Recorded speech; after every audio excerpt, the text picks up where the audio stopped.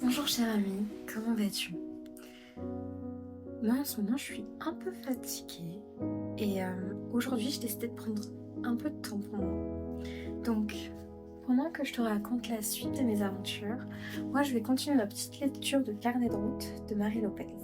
Alors, nous reprenons de nouveau un bus, mais cette fois-ci ce n'est pas un Flixbus. Pour une fois, on monte à bord d'un RegioJet pour quitter la Tchéquie et rejoindre la Slovaquie. On met seulement 2 heures pour atteindre sa capitale, Bratislava.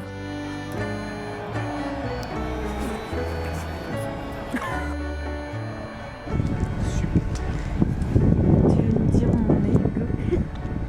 Bratislava. C'est où Bratislava? En Slovaquie. Wouhou. On arrive à l'auberge de jeunesse et tu commences à t'habituer à la rengaine. On part directement à Coca, un café avec une déco d'intérieur très sympathique. Les murs de béton sont laissés bruts, la vaisselle est en porcelaine et des rideaux roses illuminés surplombent le bar. Le contraste donne un vrai caractère esthétique au lieu. Ce café m'a beaucoup marqué, mais pas seulement par sa décoration. Dans ma vidéo sur Prague, je te parlais de ma mésaventure à Maze Lab, où nous avions été très déçus du goût du café avec le lait d'avoine. Enfin, surtout moi. Depuis notre retour à Paris, je suis vraiment, sincèrement, attristée de voir que, dans encore beaucoup trop de cafés, on paye un supplément pour le lait d'avoine et les laits végétaux en général. Alors, laisse-moi m'expliquer. Je peux comprendre que tout le monde ne possède pas la même empathie envers les animaux, ou bien même les personnes ayant des intolérances au lactose, mais de là à mettre des bâtons financiers dans les roues des personnes qui ne peuvent ou ne veulent consommer des produits animaliers, je trouve ça vraiment honteux. Surtout quand on connaît la réalité de l'industrie laitière, faire un profit dessus est écœurant à mes yeux. Enfin bref, revenons à Coca. À cette époque, donc, Hugo prend son flat white au lait de vache. Et lorsqu'on commande nos boissons, le barista nous informe qu'il faut payer un petit supplément pour le lait de vache. Alors, j'étais tellement abasourdie que je lui ai demandé de répéter. Et pour être honnête avec toi, je crois que c'est la seule fois de ma vie où j'étais vraiment heureuse qu'on nous fasse payer un supplément. Pour une fois, la personne dans la normalité entre guillemets, parce que c'est comme ça qu'on appelle le lait de vache, se retrouvait dans la peau de la pseudo-minorité de la communauté des laits végétaux. Alors je dis ça avec beaucoup de sarcasme, mais il n'en reste pas moins. D'ailleurs, je crois qu'Hugo, lui, n'était pas super content, mais pour autant, 1 an plus tard, ce shop est une très bonne inspiration pour nous. Mais donc, Coca, on a beaucoup aimé. On sent que c'est un café très connu pour les touristes amateurs de café, mais aussi par les locaux, et on y retournerait avec plaisir. Après cette petite pause café, on part découvrir la vieille ville qui, malgré qu'elle ne soit vraiment pas très grande, est très charmante. On se balade jusqu'à la nuit tombée, on marche dans les rues, on se raconte nos vies, on passe un excellent moment. Depuis la Slovénie, c'est le premier pays que nous visitons qui ait vraiment été touché par les régimes totalitaires communistes. Et ce jusque très récemment. J'ai souvent trouvé que ces pays partageaient un certain style d'art très particulier, d'une froideur et d'une tristesse puissante et lourde, qui marque le traumatisme des générations passées. Le lendemain matin, le programme est un peu particulier, on part courir. Alors c'est une activité que j'aime beaucoup faire quand je voyage dans une ville, même si ça peut paraître un peu étonnant au premier abord. Techniquement, c'est une manière de visiter la ville, mais un peu différente de ce dont on a l'habitude. Puis surtout, ça nous permet d'aller dans des endroits dans lesquels on n'irait peut-être pas forcément. Bon, cette fois-ci, je nous avais clairement surestimé. Hugo m'a un peu détesté sur le coup d'ailleurs. Mais le parcours qu'on a fait était si long et on était si peu préparés. Et surtout, il faisait très froid. Alors, ça va, on se réchauffait en courant, mais à un moment, il a même commencé à pleuvoir et ça, c'était moins rigolo.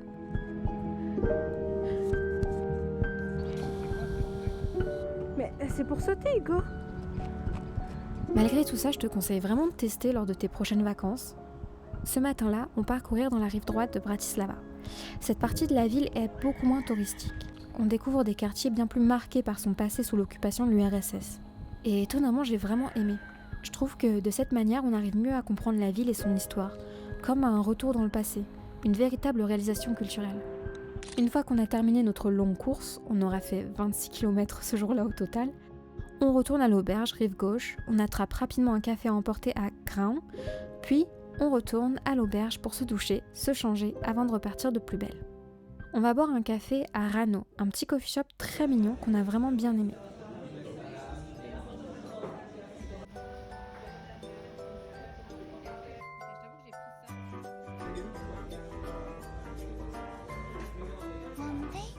Puis on retourne dans le centre-ville qu'on a visité la veille et on en profite pour faire un peu de lèche-vitrine.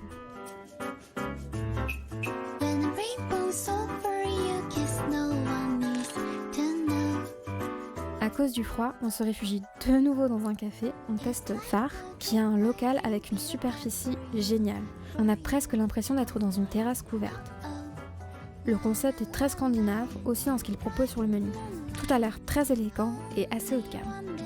En ressortant, on tombe sur la statue de Kumil, un égoutier qui se repose au bord d'une bouche d'égout et qui semble observer les passants avec amusement. On continue jusqu'à la cathédrale Saint-Martin qu'on visite juste avant qu'elle ferme ses portes.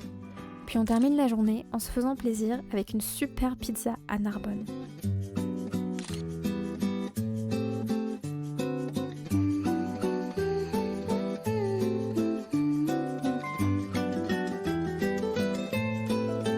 Donc là on part sur un petit thé vert de chez Clippers à la mangue.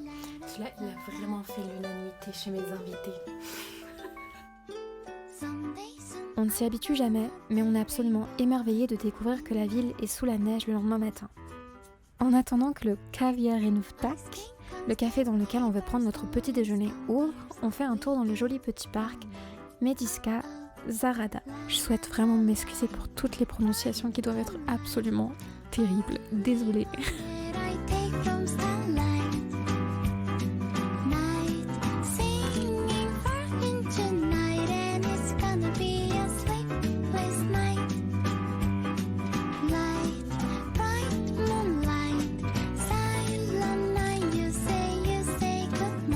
On se rend ensuite dans l'église la plus instagrammable de la ville, l'église Sainte-Élisabeth de Bratislava. C'est vrai que sa jolie couleur bleu ciel est une délicatesse notable, d'autant plus en cette journée enneigée. En plus de sa façade, j'ai beaucoup aimé les petits détails de décoration à l'intérieur, surtout les petits cœurs, ça ressemblait un peu à un décor de conte de fées. À midi, on prend notre déjeuner à Urban Bistro. Hugo a vraiment surkiffé cette adresse et on y est retourné plusieurs fois. C'est un endroit vraiment très cosy, parfait pour un déjeuner ou une pause café et dans lequel on peut se poser tranquillement pendant plusieurs heures sans souci.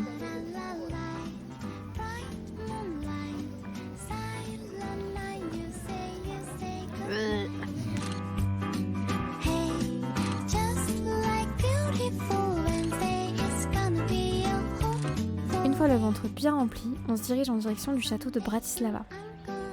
Le quartier était vraiment très agréable et la vue qu'il offre était fantastique, d'autant plus avec ce léger brouillard presque mystique.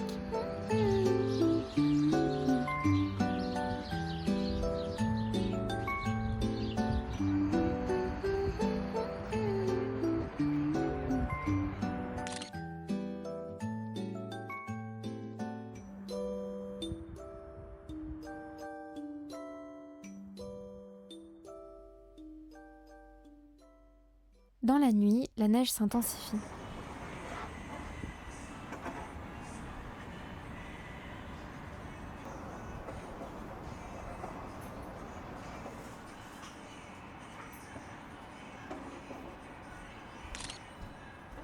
On quitte l'auberge pour prendre un café à Triple Five.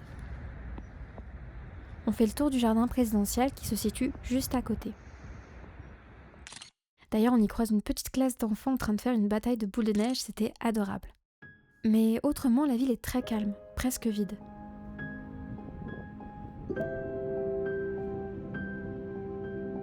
Là où nous nous rendons, la neige est encore immaculée, parfaitement blanche.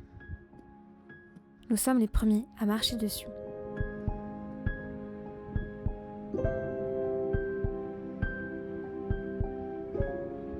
Niché sur une petite colline, on atteint finalement le mémorial de guerre slavine. Et on se croirait dans un autre monde. L'endroit semble presque irréel.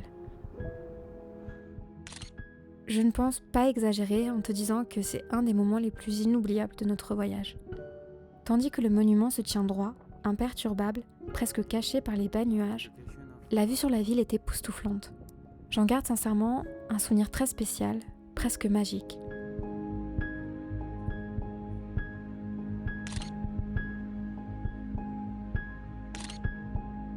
Après avoir gravé ces images dans notre tête, on redescend. On prend alors un bus pour se rendre au château de Devin. Le château de Devin est un château médiéval digne des meilleurs films d'histoire. Mais malheureusement, je n'avais pas fait attention au jour d'ouverture et bien évidemment, le château était fermé ce jour-là. Bon, on va dire qu'on n'avait pas fait le détour pour rien, on a visité la région, mais on retourne quand même bien vite dans le centre-ville parce que le vent est assez démentiel aujourd'hui. On décide de passer le reste de l'après-midi chez Matsu. Pour la première fois depuis très longtemps, je commande un matcha latte et il était franchement plutôt très bon. On se pose dans leur shop tout cosy, dans lequel il fait bien chaud, et on y travaille sur nos projets tout tranquillement. Le soir, on va dîner dans le très populaire, mais donc aussi très touristique, Bratislava Flagship Restaurant. Alors en général, ce n'est pas le genre de restaurant que je te conseillerais, mais finalement, on a trouvé que la nourriture était assez bonne. Alors, bien sûr, étant donné la taille du lieu et sa popularité, le service était très lent, et pas forcément le plus efficace. Mais les serveurs étaient tous très sympathiques. Mais en réalité, ce qui a fait que nous avons passé une très bonne soirée dans ce restaurant, c'était la table située juste derrière nous. En fait, c'était une énorme tablée d'hommes slovaques, plutôt très éméchés et vraiment très bruyants, qui chantaient ponctuellement à tue-tête tout au long de leur repas des chants slovaques. Alors personnellement, on a trouvé ça très drôle et ça a rajouté un certain charme à notre expérience. Donc écoute, si tu as la chance de tester ce restaurant sous les mêmes conditions, c'est vraiment quelque chose que je te conseille. Pour le dernier jour, on veut prendre notre temps. Vu qu'on a l'impression d'avoir déjà bien fait le tour de la ville, on va visiter la galerie d'art Nedbalka. On a passé un moment vraiment très agréable dans cette jolie galerie. On a beaucoup aimé les différentes œuvres d'art exposées et il y avait plein d'explications très intéressantes.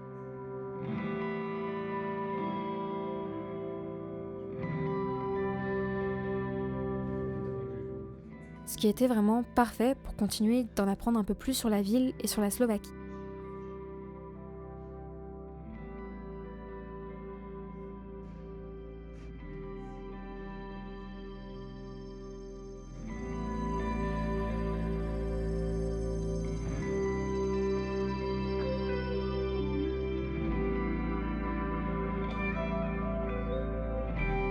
Après avoir fait le plein de culture, on va à Pasteleria. On est des maxi-filous et on se prend une part de cheesecake au caramel et une part de gâteau au tiramisu. Oui, j'avoue, c'est un véritable goûter de coquin. Le lendemain, avant d'attraper notre train pour la prochaine destination, on retourne de nouveau à Matsu.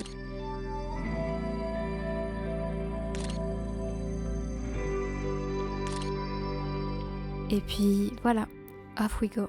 Pour conclure, j'ai vraiment beaucoup aimé Bratislava. Je trouvais que c'était une ville vraiment charmante et très agréable à visiter pour un week-end. Pour autant, je suis pas sûre que j'y retournerai parce que je pense que j'ai relativement réussi à en faire le tour et j'ai le sentiment d'avoir un peu réussi à comprendre la ville et un peu à la connaître. Je sais pas comment dire. Après, si j'ai un jour la possibilité d'y retourner, ce serait franchement avec grand plaisir. En ce qui concerne le livre, je suis, disons, agréablement surprise. Je crois que c'est son premier livre et je crois d'ailleurs, parce que j'ai regardé une de ses vidéos il y a pas longtemps, qu'elle va, parce que du coup c'est le livre de Marie Lopez, elle va en sortir un deuxième et je trouve ça très rigolo parce que c'est un livre que j'ai depuis des années, vraiment très très longtemps. Et je ne l'avais jamais lu. En fait, j'ai beaucoup de livres dans ma bibliothèque que j'avais pas forcément lu. Et celui-là, je sais pas, j'avais envie de la voir, mais je pense qu'il est sorti quand elle avait en 2016 quoi, donc oui c'était vraiment il y a 10 ans. On sent un peu dans son écriture que c'est son premier livre et que du coup elle a un peu voulu donner beaucoup et que des fois c'est un peu too much et qu'elle aurait pu en fait donner moins, je sais pas comment te dire, quand c'est ton premier projet t'as vraiment envie de te donner à fond et donc des fois tu donnes un petit peu trop, ce qui fait que le projet est un peu too much. En fait je trouve qu'elle a vraiment essayé d'avoir une écriture qui est très poétique, qui est très jolie on va dire, et des fois c'est un petit peu trop. Ça va peut-être un petit peu trop loin, dans le sens où ça devient un peu moins compréhensible ensuite à comprendre. Mais bon, autrement, l'histoire est assez... En fait, j'aime beaucoup le côté où, en gros, donc l'histoire, c'est 4 personnes qui se rencontrent parce qu'en fait, elles passent leur permis ensemble, donc le moniteur et 4 personnes qui viennent prendre leur permis, donc 5 personnes en tout. C'est compliqué. Et donc je trouve que la banalité en fait de l'histoire est très intéressante au final.